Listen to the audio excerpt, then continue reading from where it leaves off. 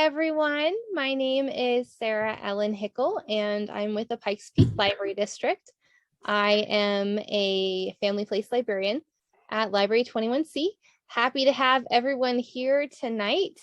And we are going to be talking about different activities that we can do with our babies. So as we're getting started, I'm going to let more people into the program, make sure we have everybody here. And basically, we're going to kind of have a round robin lightning speed where everyone's going to introduce themselves, talk about their group or organization, and then we'll have time at the end to ask questions or share. If you guys have any ideas that you would like to share, you're welcome to share activity ideas as well. And I mentioned in an email today, but if there's a lot of discussion at the end, then we can continue to discuss for a little bit longer after the program, after 8:30. So I'm going to run a poll. Let me find that. And if you are an attendee, please just let us know if you're pregnant or expecting, or you have little ones and what their ages are and everything. So a lot of the groups here they're able to serve kids who are older than just babies as well.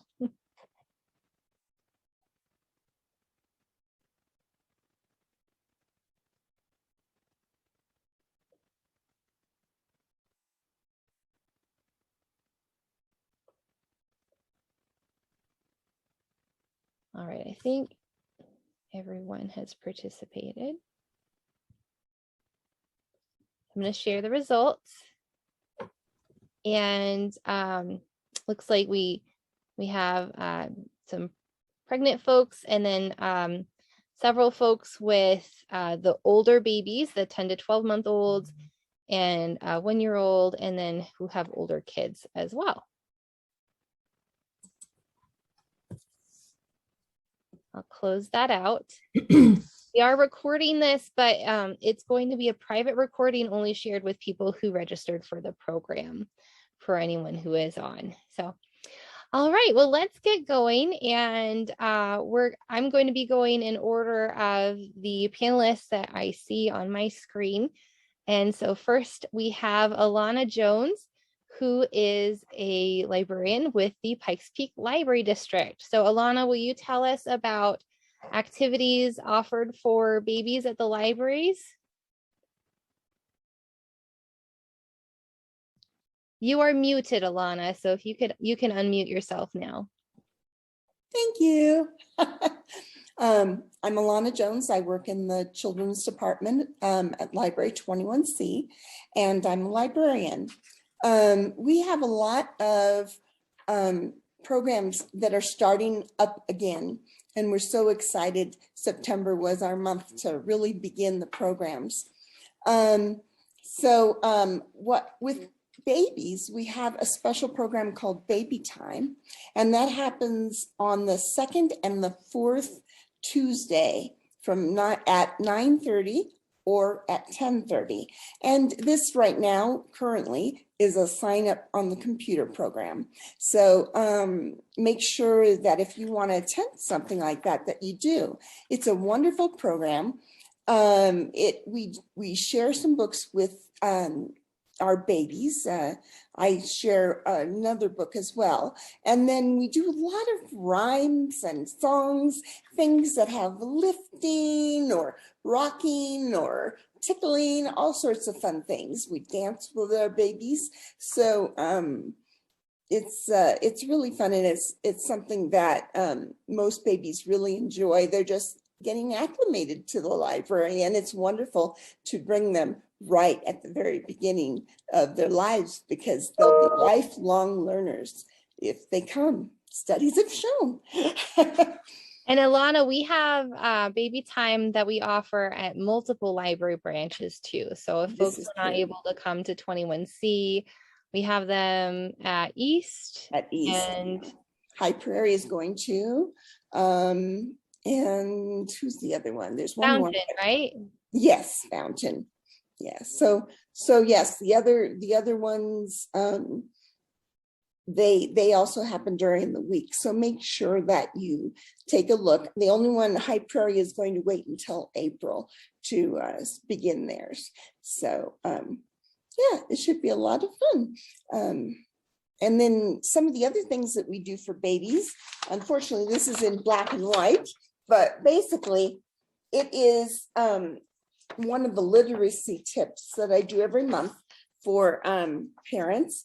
And you just, they have a section on fun things to do with your baby that have to do with whatever practice that we're working on. This one is read.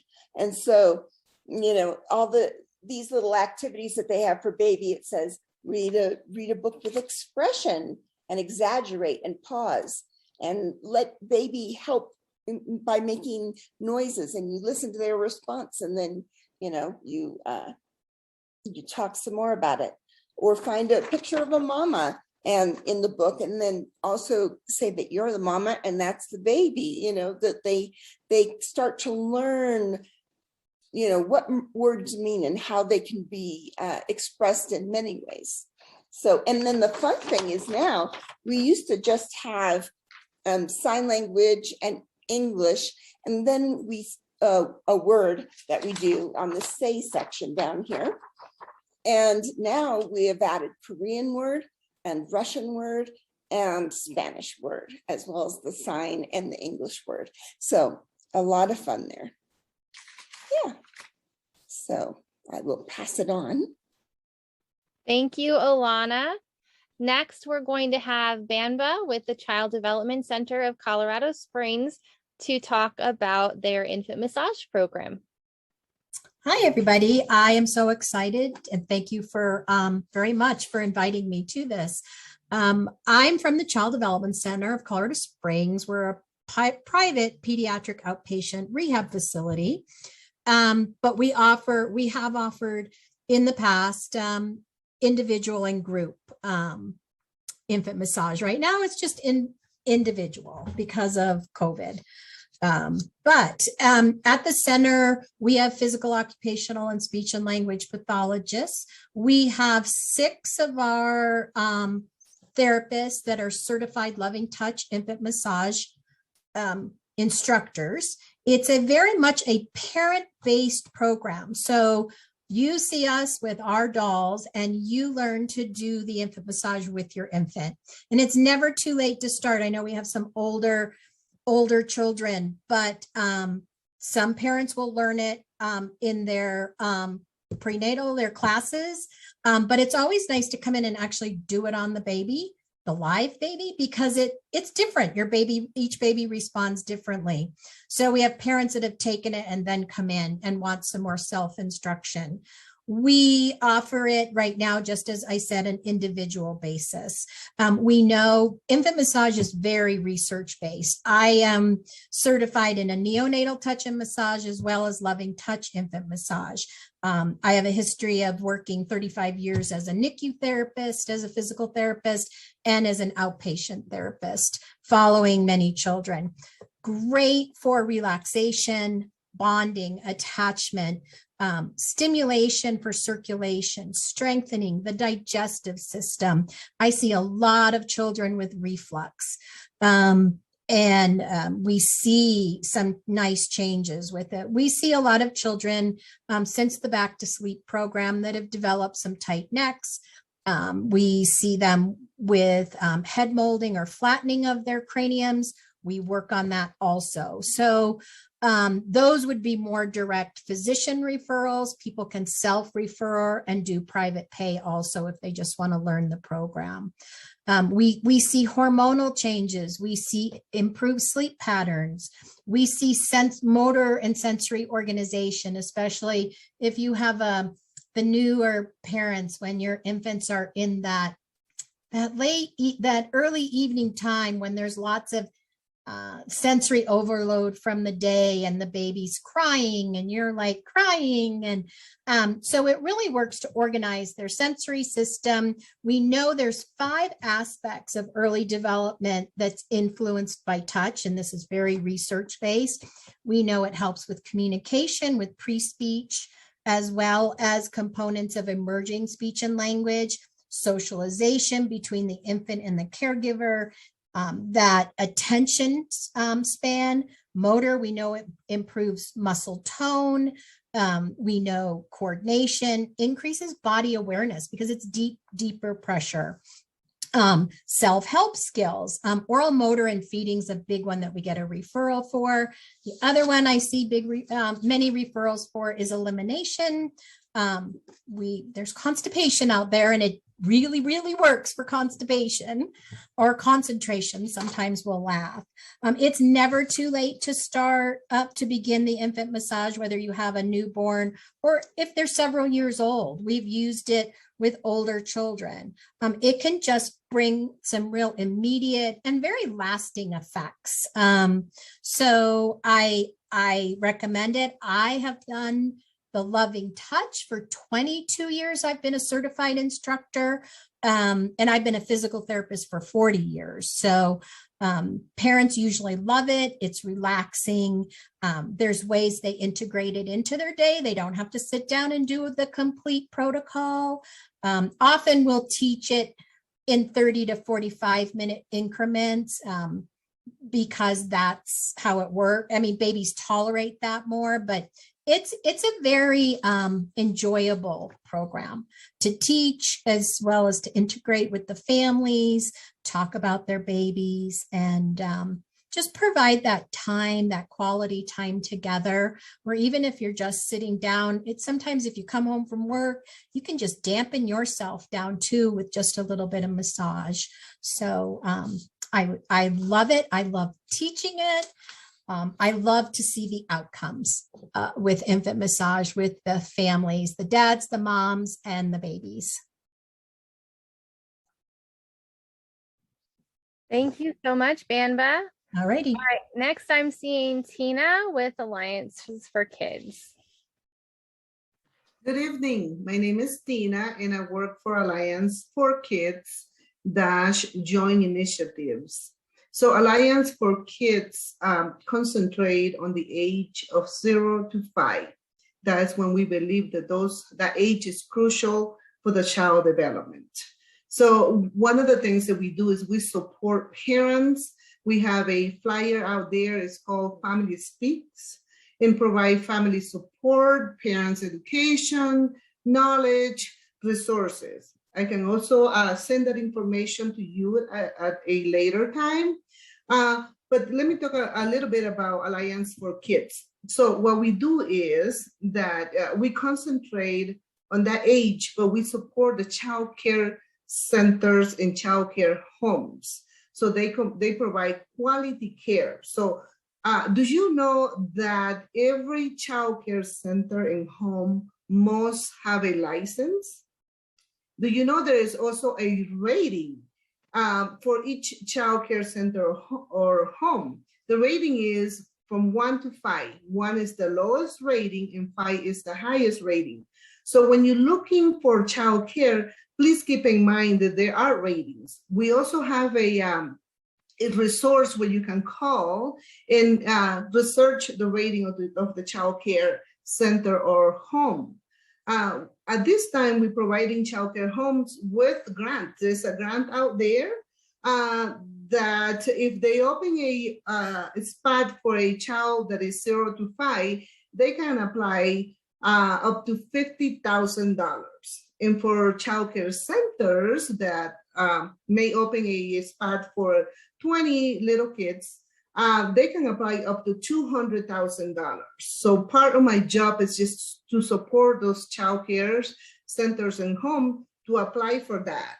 So we go to the Colorado Shines, we make sure the rating is at a level 2 and up, and I help them with the paperwork, with getting all those numbers together, and all of that is part of providing quality child care. Another thing is, if you need help finding childcare, I will send you that number. If you are looking into enrolling a child into kindergarten, we also have a hub where you can call and find, based on your district, what schools are available for the little kids. Also, we have a Family Speak website where you can find more information about schools and resources. If you are planning to stay home and take care of your child at home, and then maybe take care of the neighbor's child, there's a program called Littlefin, which is Family, Friends, and Neighbors. So what they do is they're going to give you $100 for your self-care.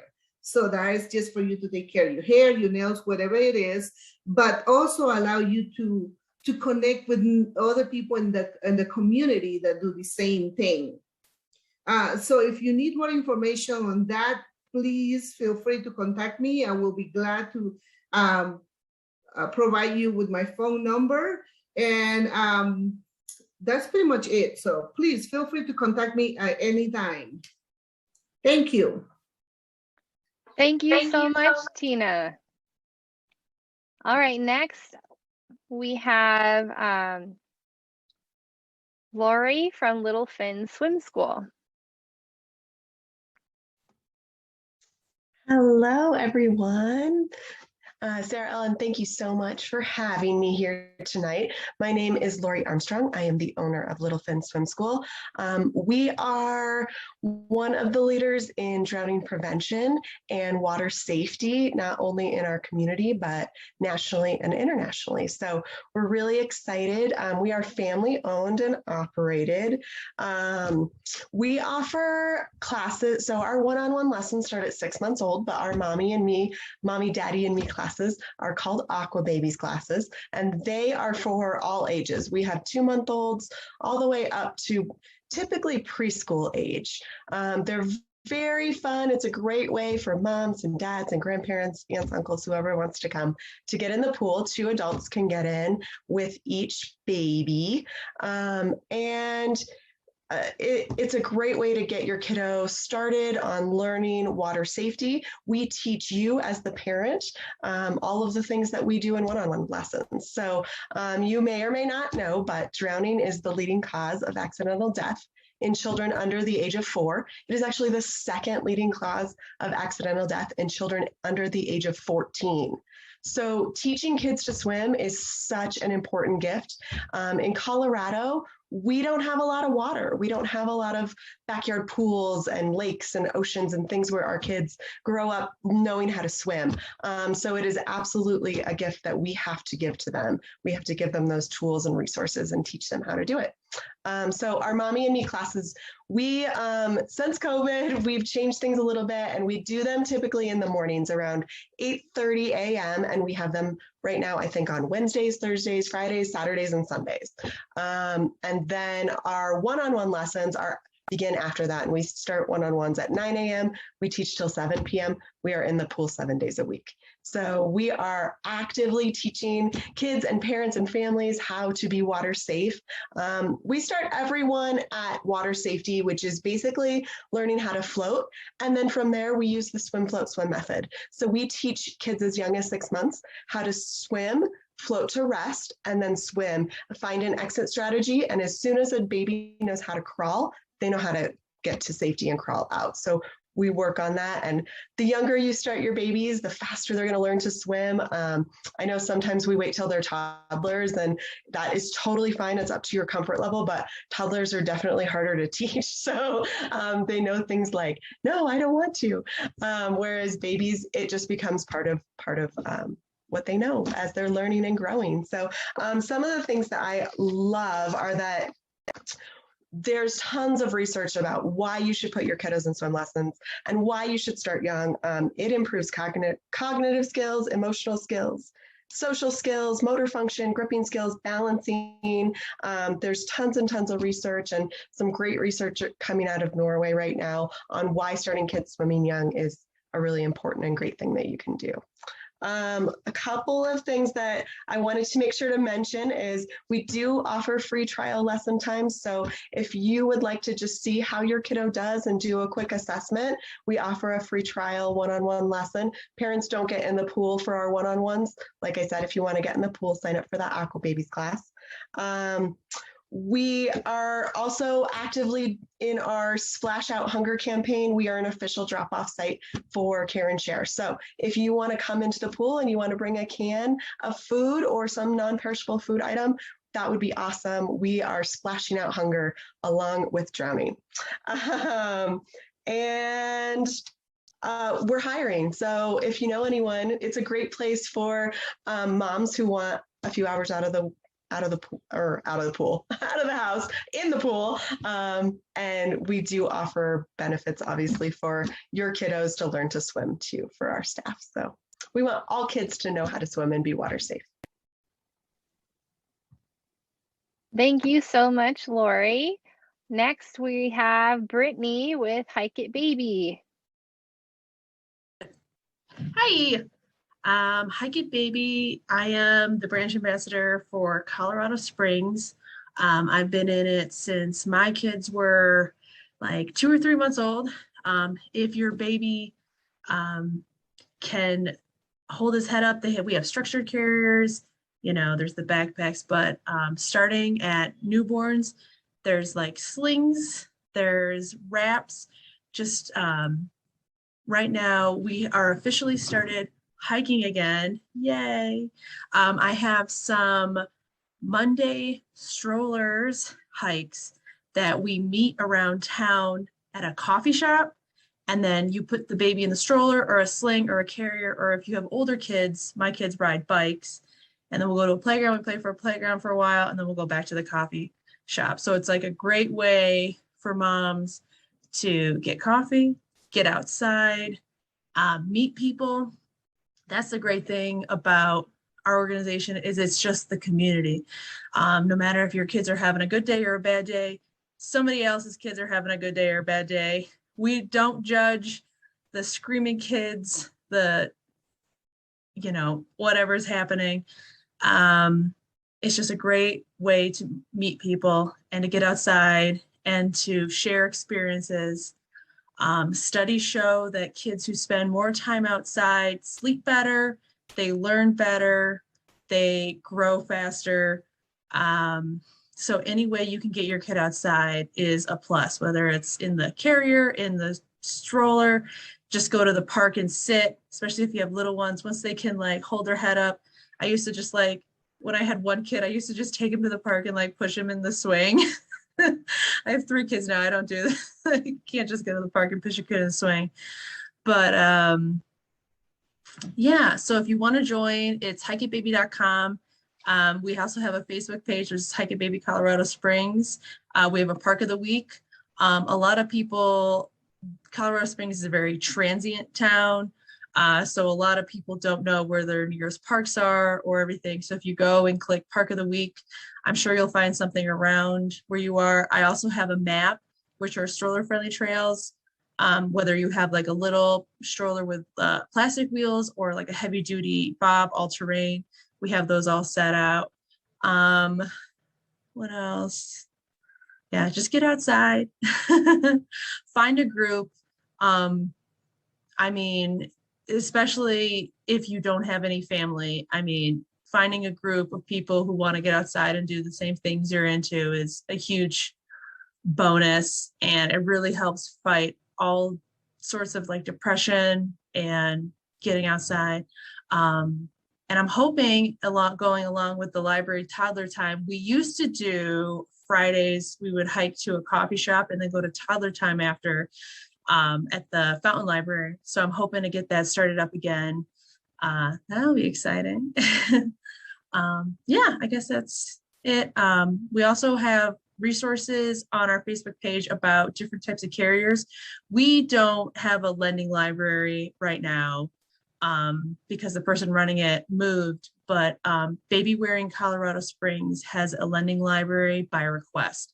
So if you never know if a carrier is right for you, they have a lending library. Also, if you just post on our Facebook page and want to see something before you buy, because some of these carriers brand new can be up to 300. I've seen 350 carriers, and some strollers I've seen $300, $400, $500. If you just want to see if it's right for you, I always tell people, I encourage people, just be like, does anybody have a Tula I can borrow? And there is somebody who has something that you can borrow for the day or two. So it's just a good resource, a good community. And yeah, that's my spiel. Thank you so much, Brittany. All right, next I believe we have Madame Barbara with French Music Lingua. Hey everybody, bonjour. Can you see me? Okay, so my name is Barbara Mills, but everybody knows me as Madame Barbara, and I teach French to kids. So I've been doing this for about a decade. It's hard to believe that, but we teach kids as babies. They're in utero. We have big kids, we have little kids. It's very Montessori style. So, I'm very passionate about it because we know that kids that are learning languages and parents that are learning languages, multilingual brains are different than monolingual brains.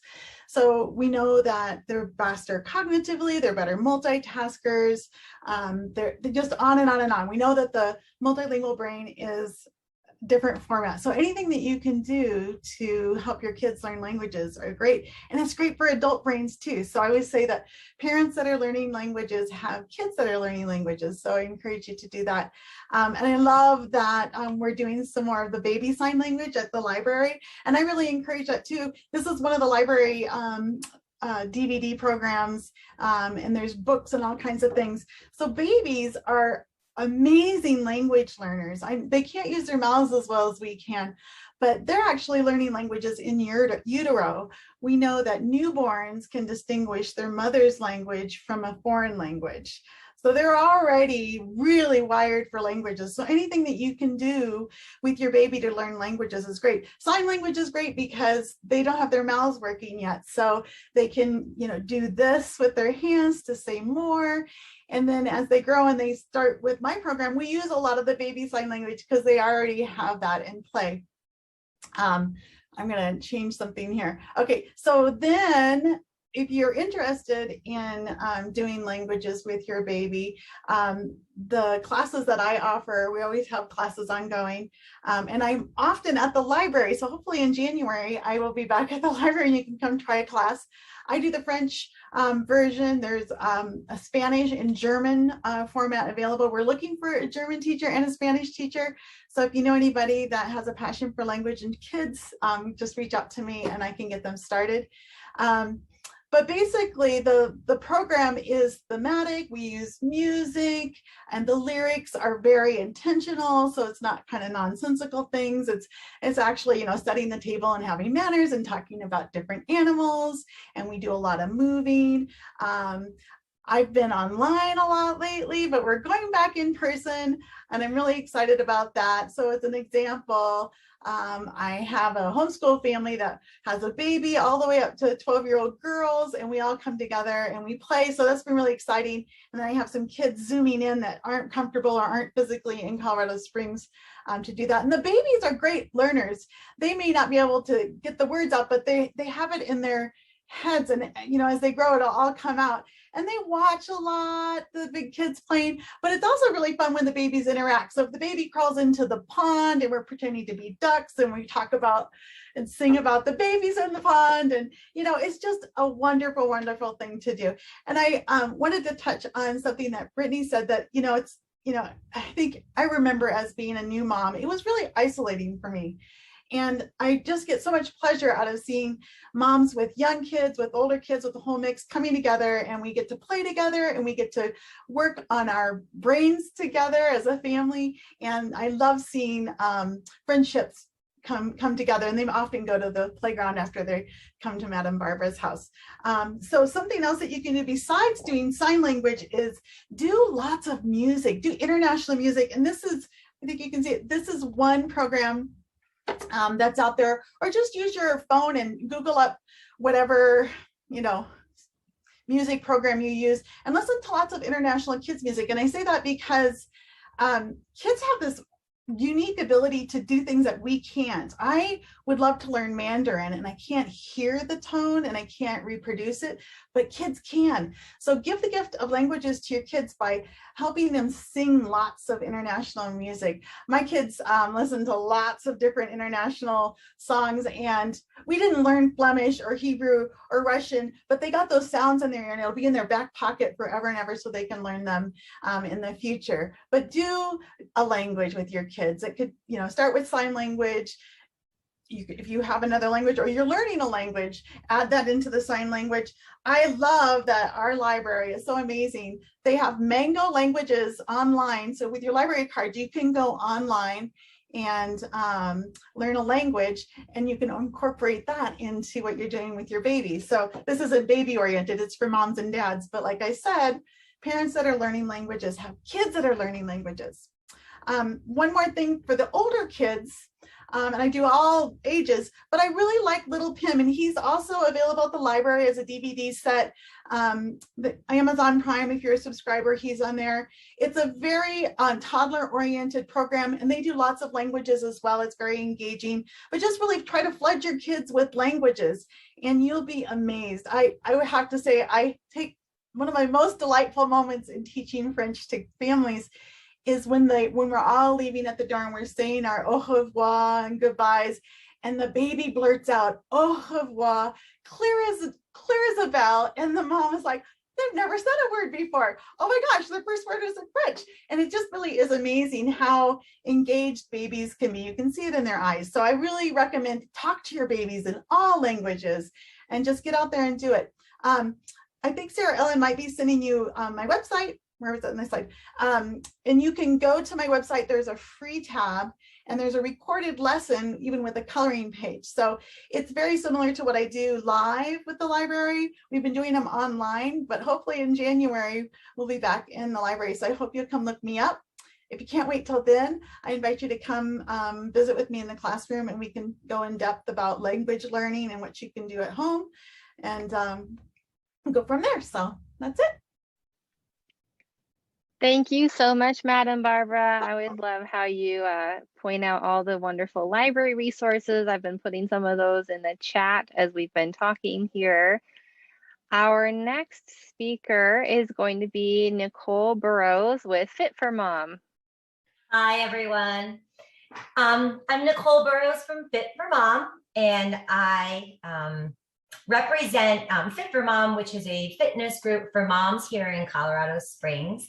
There are over 200 locations of Fit for Mom across the country. So the good part is, if you're a military family, Colorado Springs is very transient. If you move to another state or another location, you may be able to connect with another Fit for Mom village somewhere else.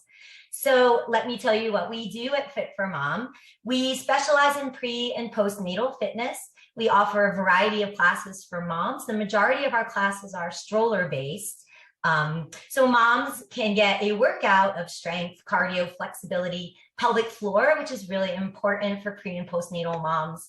Our trainers are all pre- and postnatal certified in fitness. So you can get that exercise while the kiddos are in the stroller, babies or toddlers.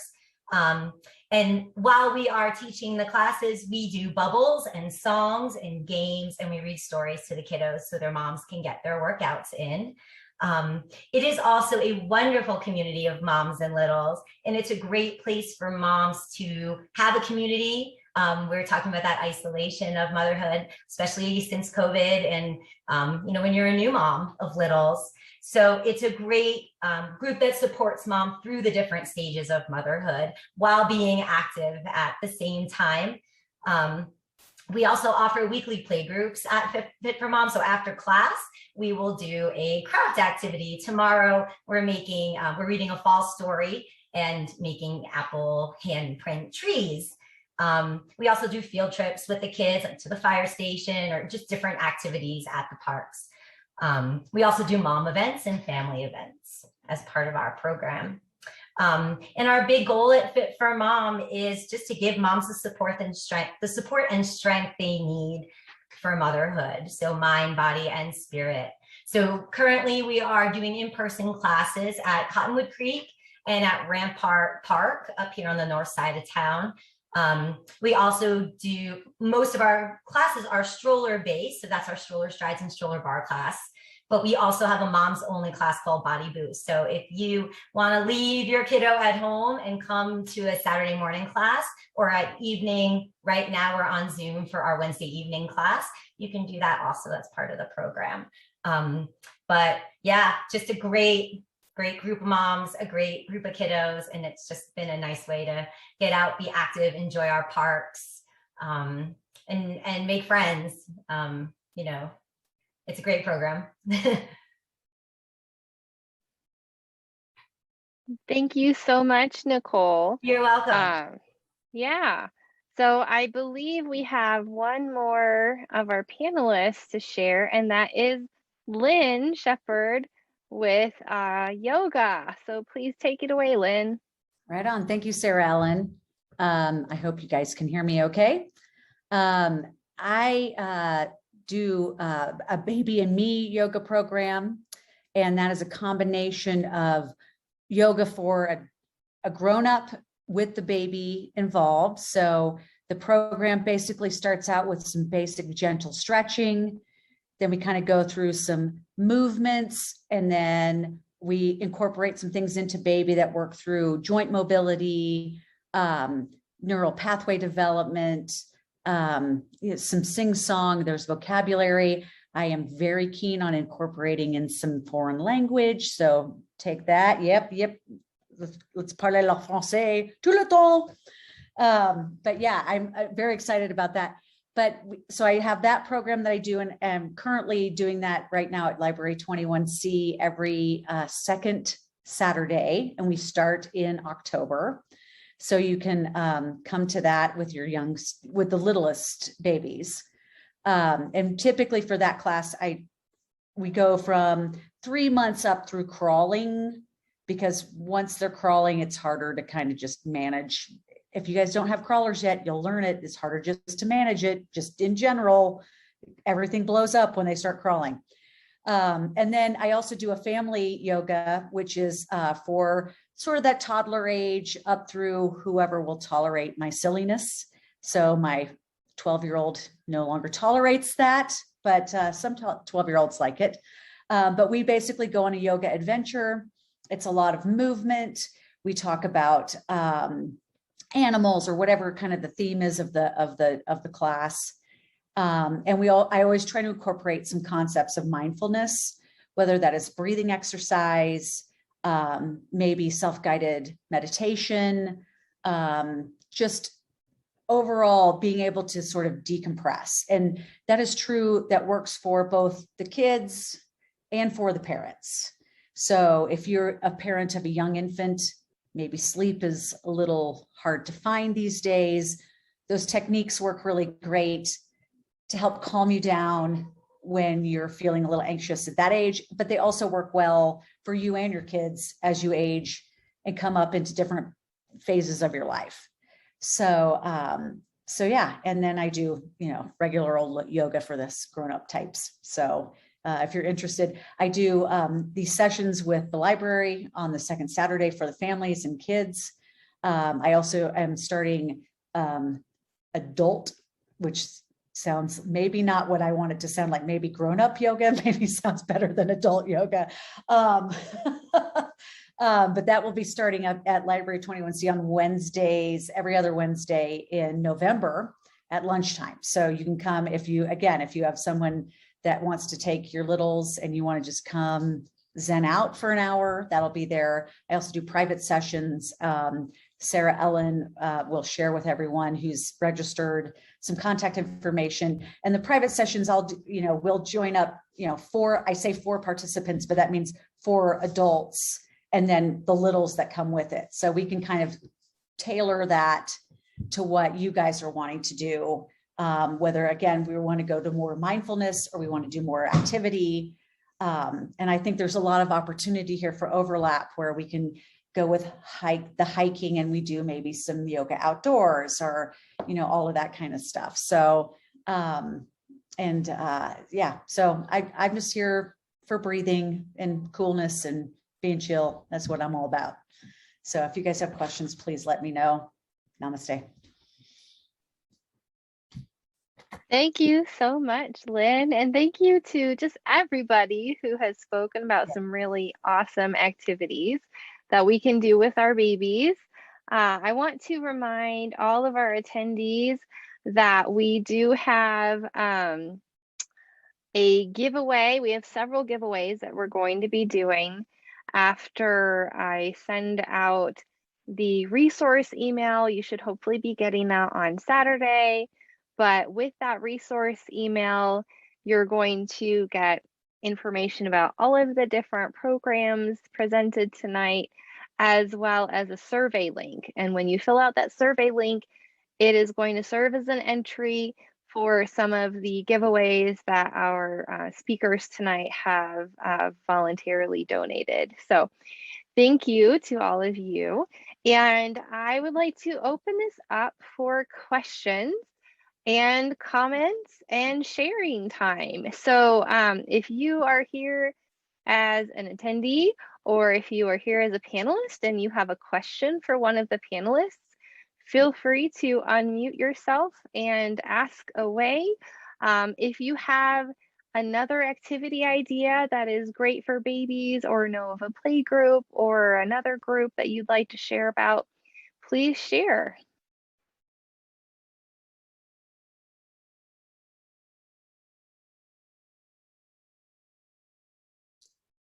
Sarah Ellen, I just wanted to mention, I forgot to say this during my spiel. Today we did our Babies and Bumps first live in a million hours class today, and it was really great. We had a lot of little ones in there, and the moms and everybody. We did lots of fun stuff, and if anyone is on the meeting tonight that joined me, I'd like to say thank you for attending, and we just had a great time. And I hope to see more moms and babies in the coming weeks as we set that class up starting in October. Yeah, we're excited to be offering that at the library again. And Lynn, your second program, the family yoga, is basically crawling on up, right? So once your baby starts crawling, they can still participate in a yoga program. Is that correct?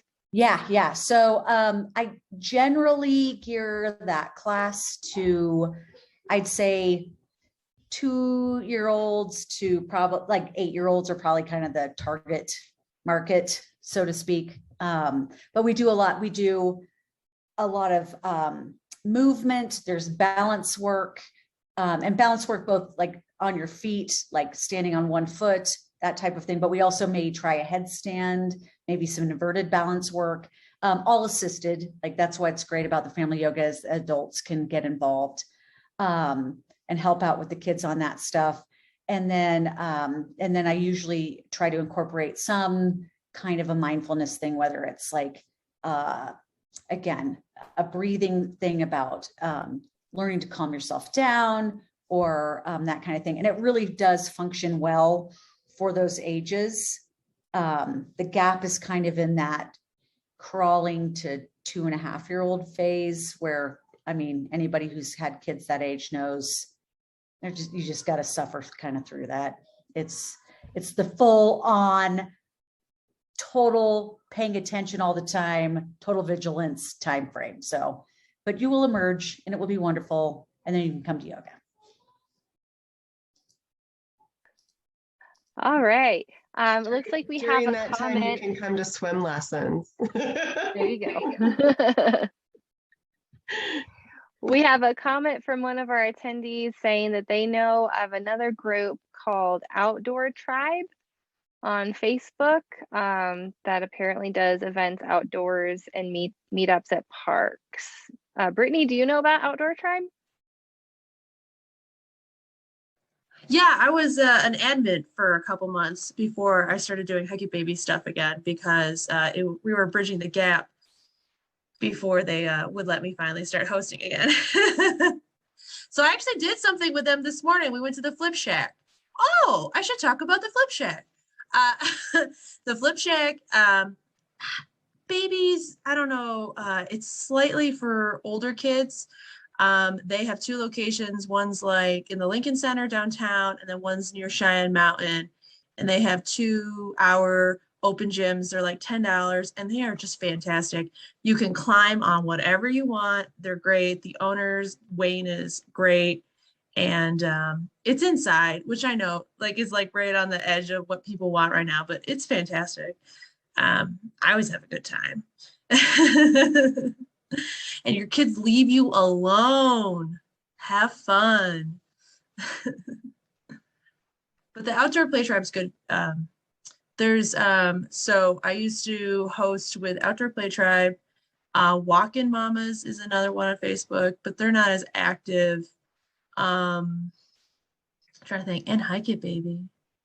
Those are the ones I know right now. Oh, I think if you go to meetup.com, I don't know if any of you guys on here use that. Some of them are pay-based, but there's groups called MOPS. It's like moms of someone might know. Yeah, preschoolers, but you can bring a baby too, and like it's all ages. They are pay per year or month, but they're all over town, and they usually meet at like a church or a park. And they are fantastic too, especially if you don't have to go very far. That's another good one I would suggest. It's usually run by like one mom, and then they have like lunch and a play group and stuff. And it's the same people every week, so you get to really know everybody. Thank you.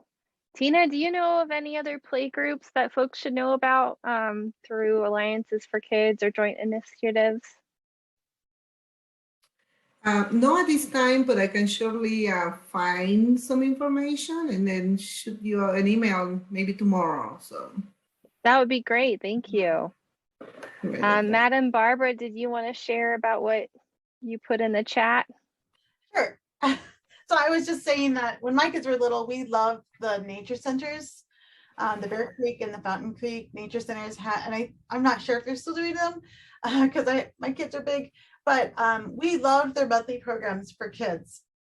So they would have like a program, a puppet show, a craft, and then you go for a really good hike. Your kids would be exhausted, go home for that great nap. And I loved it. And they just were, the naturalists were always fantastic about education, and we just gobbled it all up. So I wish I would have known about some of these other programs when my kids were young. The nature centers do still run programs. You have, if you're going to do a program, you have to register online, and they're usually like $3. But you can go to the nature center anytime. I live a mile away from the Fountain Creek Nature Center, so we go there all the time, and there's like a really good like 1 mile loop, and then you go and they look at the animals and they play with whatever. And then Bear Creek, there's another like 1 mile loop on a creek, but they are closed Sundays and Mondays. So, and I always end up going on a Monday. So heads up. That's good to know for sure. What about any activity ideas that families can do at home if, let's say, the weather's not good, or they're just wanting something to fill, like some time fillers, you know?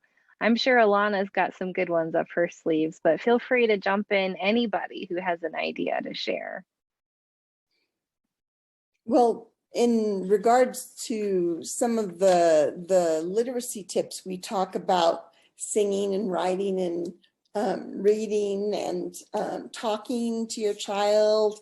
And I always forget one more, playing. Playing's important. And so simple things you can do that have to do with each of those things, starting even with a very new infant.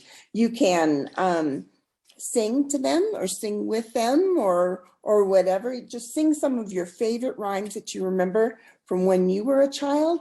Or you can check out the library CDs and dance along and sing with baby. You can do a simple clapping thing to the melody, to the beat of the song, which is always a fun thing. And that gets beginning rhythm skills for your baby. If you're talking to your baby, talking is very important. Just make sure that you spend the time to pause after you ask a question to your baby, like, oh, would you like some Cheerios?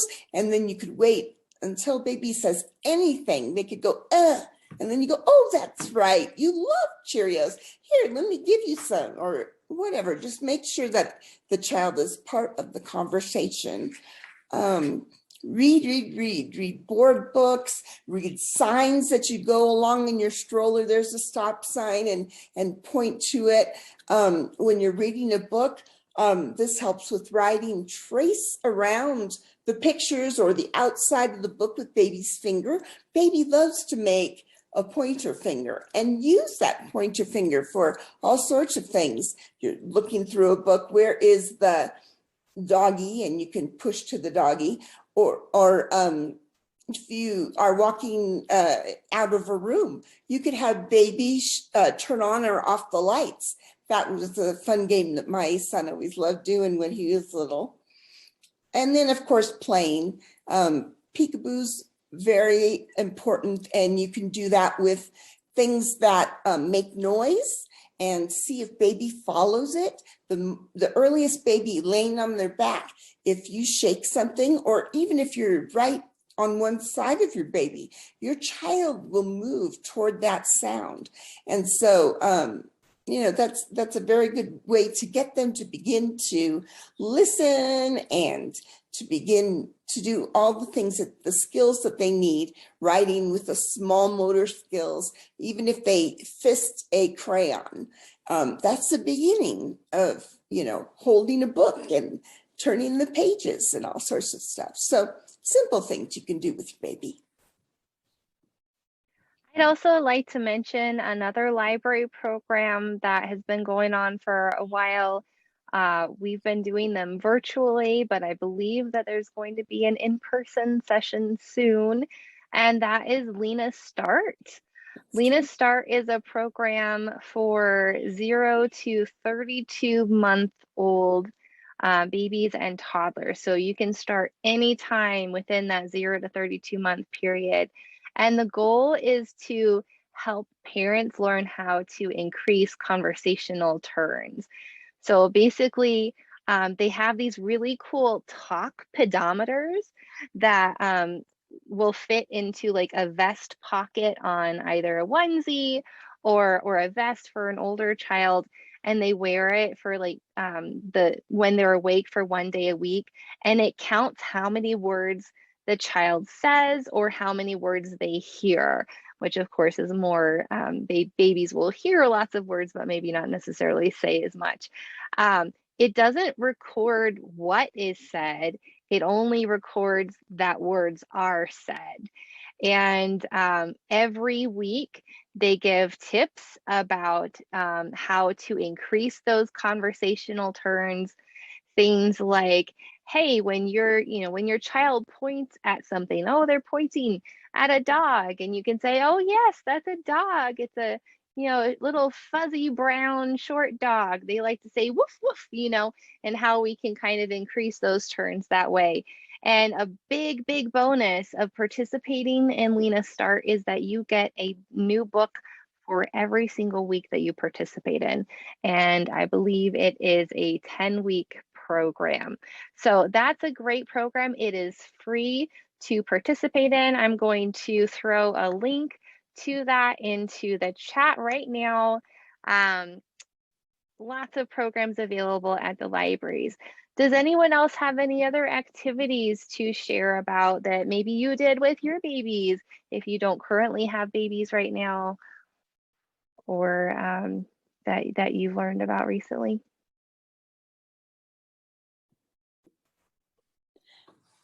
I remember a fun game that my son really loved, or all my kids kind of loved. They, when they were little, and the most thing that they could do was grasp. I'd have them grasp my thumb and my baby finger, and I'd pretend that they were driving a car. So I'd make lots of sounds of the car and turning the corner, back and forth, and crash, and and beat the horn with their nose, with your middle finger. So that was always a fun thing to do. I know with my little one, so I have a 9-month-old, and when we read books together, I love to be able to pull out a toy or something that is depicted in the book to show them, to show him that, look what is on the page, like that's a ball. This is a ball, and it helps him understand that, what is depicted on a page is actually reflecting something that is in real life. And Alana talked a lot about, sharing nursery rhymes with your babies and listening to any music. Madam Barbara was saying, put on those Putumayo CDs, put on music that you like. So it doesn't necessarily just have to be a kids music CD, though there are some really good children's music performers out there nowadays. Like I love Lori Berkner, I love Jim Gill. Raffi is still a perennial favorite of many, many people. But if you like pop music, if you like rock or country or whatever, if you're enjoying that music, your baby's going to enjoy it as well. So, feel free, like play that music, crank it up and have a dance party together, sing. Your baby loves to hear the sound of your voice. It's their favorite sound in the world, even though, many folks are very self-conscious about their singing, but babies don't care. They just love to hear your voice, for sure. Madam Barbara, did you have something else to say? I was going to say, just like, be silly with your kids, and the music is great. And, when you can start clapping or shaking little shakers or all of that, it's just so stimulating. And, take your shoes off and dance with your baby and just really help them feel the music. Music is just such is a language. So music and language together is even better, but just be silly with your kids. And, for the parents that are bilingual, I always have the question of like, oh, Madam Barbara, my kids won't speak my second language with me anymore. All they want to do is speak English. And I always tell them to put on their fun face because, as moms or dads or parents, caretakers, we sometimes just get into a mode where we're like, get your shoes on, we got to go out the door, and you're kind of trying to get from one thing to the next. And a lot of multilingual families will try to pull out their languages that way and say, no, you get a game, get their favorite game. It might be Candyland or something very simple where you can do the colors and counting. And, it could be something very simple with a baby, but make it a fun time. That you're pursuing language learning with your child. And, if there's still, especially some of the older kids who are clicked into, oh, well, English is the language that is spoken out in the world, yet here at home, we're speaking a different language. They kind of flip a switch and then they don't want to do the language at home. And I often say you can get yourself back into the mode of making that your language at home by making it fun, and then maybe even having a treat. We're going to play this game together that maybe they know well in English, or maybe it's something culturally significant. And then we're going to have some ice cream or go for a walk or do whatever that special thing is that they really want to do. So we're going to do something fun as a family, and then we're going to do something fun that you really want to do, where we're going to do it in a language that's not English. So that's my other tidbit for you parents that are bilingual or working on being bilingual. Go for it. Yeah, I mean, if you've got a language that you're learning or that I think it can apply to many of the different activities that were shared tonight. I could see it being really fun to do with infant massage. Talking about different body parts and different languages would be awesome. And when you're on a hike outdoors, being able to know how to say tree, and I'm not multilingual, but I think it's just awesome. I love the work that Madam Barbara does. I always learn so much when she does her programs. So what did you say? I wanted to say one more thing about, when you're out and about and you're learning language, I always encourage families to download it. Our phones are so powerful for language learning, so use them. There's you can use Google Translate's a good one, where you could speak into the device, the word in English to get the word in whatever language you're learning. But always use the article. In so many languages like French and Spanish, there's feminine and masculine, so you'll always want to use like the tree or a tree, and it will speak back to you the word. So a tree is l'arbre, and so you can see if you said it right by flipping it from French to English. So now you say l'arbre, and it should come back the tree. If it didn't come back the tree, then you didn't say it right, so go back and start again. So it can be a really fun game to play with your kids who are verbal. or just for yourself and the baby. And it's funny and the kids think it's hilarious. So make it a fun game. You know, you could just be sitting in your car waiting for something to happen, or and you can make a whole game out of it. That does sound like a lot of fun. And Well, we are. Oh, I was Go just ahead. gonna add one quick thing, which is I have some older children, and one of my true most enjoyable things I get is when I sing in front of their friends horribly and they're truly embarrassed. So I would recommend singing in all ages, no matter your skill set. You don't have to be a pop singer.